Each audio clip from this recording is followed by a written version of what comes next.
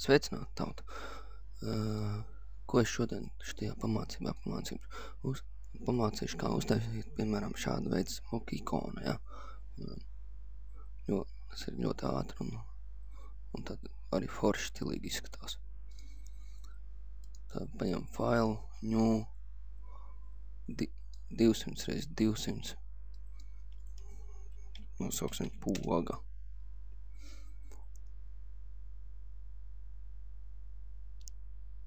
Tak. Es ņemu šādu. Taisam jaunu layeri. Ņemam tālāk Router Redstone Tools. Manī uzlikti aptuveni 15 pikseļi. Pašas malas. Un obligāti jābūt ir šitam te.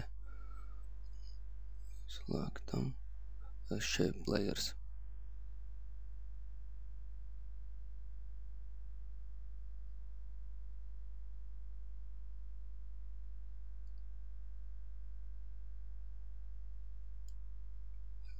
Welcome.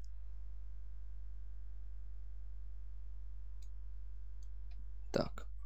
Man jau iekrāsojās, jā. Tāpēc, ka man automātiski viņš aiziet, kā parādīšu.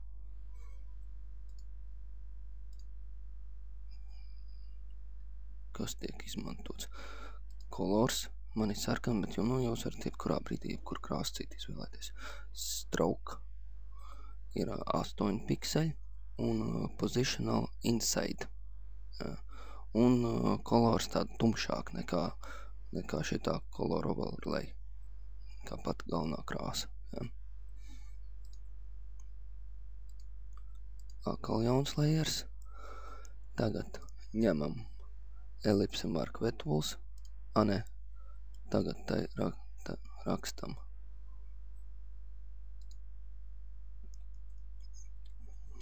B pogu.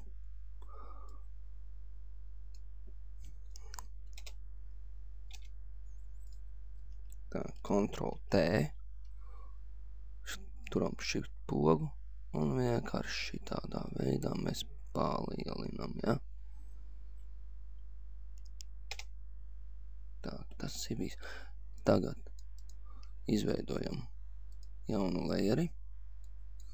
Spiežam ellipse mark tools. Šādā veidā.